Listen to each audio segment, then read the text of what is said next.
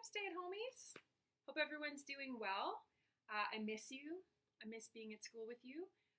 But I'm going to be a positive thinker. I'm going to look at the bright side. So today's video teaching bright side, unlimited coffee. Hello. Sorry. Anyway. Today we're going to do two things together. So we're going to gather some items that you might be able to find around your house, and we're going to do some rhythm together, and then we're going to start a little art project that'll just be like a tiny little bit that you do every day throughout the month of April, and we'll end up with something really cool at the end of the month. So stick around, we're going to have some fun.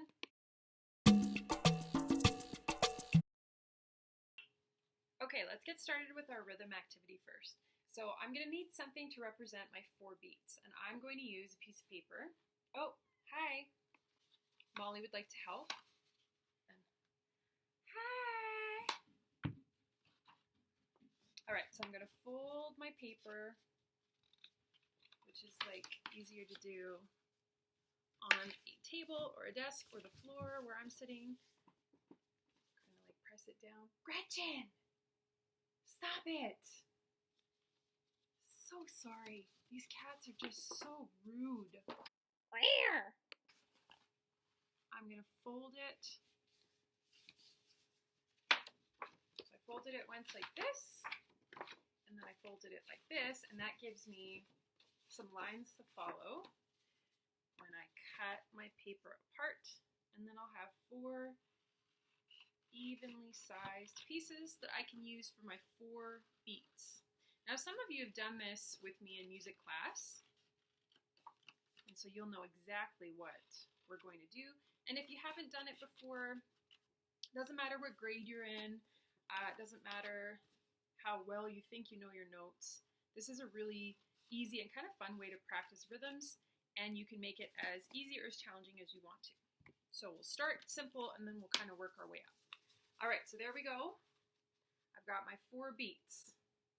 Okay, now you could also use like 4 little plastic plates, or you could use 4 little coasters. I was actually thinking of using my coasters, but I'm going to show you why I decided not to. 1 second, please. These are my coasters, my Aloha kitties that my good friend Catherine brought me back from Hawaii a few years ago. And the reason I'm not going to use my Aloha kitty coasters, even though I have 4 of them and they're a good size, is that when I put objects on top, it might be kind of hard to see them because there's all of these other colors and designs going on. So if I have something solid like this, it'll be easier for my objects that we're going to talk about next to stand out. I'll be able to see them a little bit better. So find something that you can use to be your 4 beats.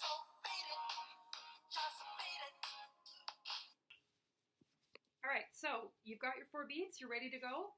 Okay, next what we need are some small objects that we can use to represent the sounds, or the claps, snaps, whatever we decide to do. There's a few ways that you can do this, and you want like a minimum of 4 objects. You can't really do too much with 4. I'd say 12 would be great, or if you're in like grade 4, 5, 6 and you know some trickier rhythms, you probably want to go for more like 16. So take a look around and see what you can find. You want small things that you can fit on top of your beats. You could even just use little bits of paper. I found some scrap paper lying around and I was just cutting some squares. That works just fine. Or if you want to have a little bit more fun with it, you could go and search for some little toys or some little things. So why don't you see what you can find, pause the video, and then we'll meet back here when you've got somewhere between 4 and 16 small objects. Okay? Oh, hey, did you find some stuff? I found some stuff. If you're still not sure, here's some more ideas for you. So I found some pennies that are no longer in circulation. So, you know, those could do the trick. I'm pretty crafty, so I've got a bunch of crafty kind of stuff, including buttons, which could be a lot of fun. So if you've got some buttons lying around, you could use those. You probably have more toys than well, you might have more toys than I do. Lego pieces would be really great. I don't have a lot of Lego, but I do have army guys from Toy Story, obviously. Also, Fruit Loops. Oh, oops, they're not to eat. Have I told you how much I love Fruit Loops? You could use Fruit Loops too. Or, you know, Cheerios, Goldfish crackers, whatever. Okay, got your stuff? Okay, I'm going to show you how this works. Alright, so now that we have our materials, we're ready. All you really need to remember is that the number of objects you place in each beat will match the number of claps. So if I want one clap in this first beat, I can place one object. That would be like having a ta or a quarter note. Same, two names for the same thing. So if I do this, this is one clap, and that's my first beat.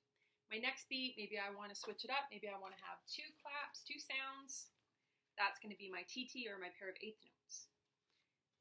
If I don't want a sound, if I want a beat that's quiet, I would just leave it empty, and that, of course, would be my quarter rest. If I want something a little bit more complicated, maybe I'm in grade 4, grade 5, grade 6. I know a little bit more about some different types of notes. I could use 4 objects to represent a ticka-ticka, or a group of 16th notes, or I could do different combinations of eighths. It's kind of hard to do. There's 4 things there. Eighths and 16ths, like T-tickas and ticka-tees. I could do that as well. So I'm going to show you how to do those in just a minute. Just going to have a snack. Okay, let's try this example. Nice and steady. 1, 2, ready, go. Ta, T, T, rest, ta. 1, 2, ready, go. Ticka, ticka, ta, ticka, tee, ta. Now I just made the notes just to show you so that you can see how these things work. You don't need to do that, but you certainly could. And then just switch it up and keep practicing.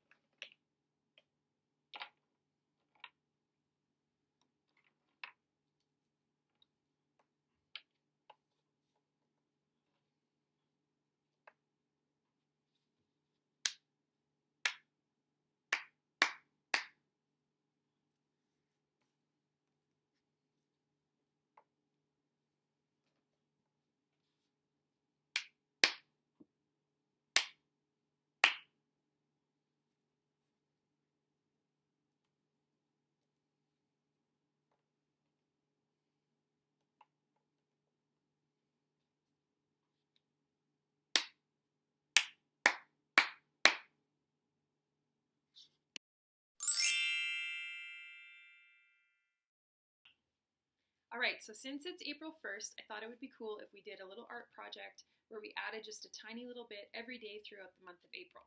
And I thought it might be cool if this was also about our feelings, since I know for myself, I'm feeling a lot of different things with all of what's going on. It's really weird being away from school, and sometimes I feel sad, and sometimes I feel confused or frustrated or afraid. There's a lot of things going on, and so this is kind of a neat way for us to keep track of how we're feeling and gives us an opportunity to just think about it and talk about it with our families, and have a cool art project at the end of it. So all you need for this project, 2 pieces of paper and some markers, pencil crayons, really whatever you have.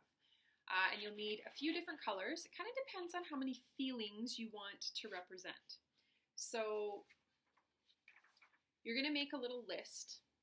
This is going to be your key or your legend to tell you what each color represents in your mandala. Okay, so I've got happy, sad, confused, angry, excited, frustrated, calm. You could make this list as long or as short as you want. And you can even add to it throughout this process. You don't have to have them all done at the beginning. I'm going to start with this. So I'm going to choose one color for each feeling and just put a little circle beside it so that I will remember. Okay, so if you want to make your list and do that, we'll meet back here in a minute. Just pause the video and keep going when you're done. Okay, so I've got my list ready and I've just chosen colors, and it's really whatever you want. specific colors sometimes represent stuff, like we often think of blue as representing sadness, but it doesn't have to be that for yours. It can really be whatever you want. If you need some help with the words, maybe you could ask an older sibling or a grown-up in your house to help you write out some of these bigger words. You're going to want to hang on to this because this is what you'll use each day when you come to add to your mandala. Now I've got a couple little examples. You can sort of see all my words poking through the paper there, but I'll just bring them up nice and close. So you can see I've started with a circle in the middle. I've got two different ones going here. And it's really just a series of, I mostly use like circles or dots, but you could use any types of shapes or lines that you want. Basically, each day you'll add one ring, one little trip around your mandala using the color that represents what you're feeling that day. And if you want to combine colors, if you're feeling more than one thing, because of course we know that's possible, you can go ahead and do that. Or if you want to just keep it simple and choose what you're feeling right in that moment or what you've been feeling mostly throughout the day, you can just kind of pick one. Now, because today is day one, our biggest job was our list. All we have to do to get our mandala started is put our circle or our little shape right in the middle. And so I'm going to choose, how am I feeling today? You know what, I'm feeling pretty happy. And so I'm just going to make a green circle in the middle of my paper. That's it. That's all I'm going to do today. Now tomorrow I'm going to come back and I'm going to add the next little go around my circle. And then April 3rd, I'll do the next. April 4th, the next, and I'll just do a little bit each day. Now you'll want to keep this in a safe place. And you'll want to hang on to your list so that you remember what you've decided for each of your feelings. And you know what? These are just kind of fun to do. So if you want to take the mandala idea, but you don't want to do the one little bit each day, that's okay. That's totally fine. Okay, friends, hope you had fun with our rhythm activity and getting started on our mandala April art project. That's it for me for now. I hope you'll check back tomorrow and we'll do some more fun stuff together. But until then, be brave, be kind, wash your hands.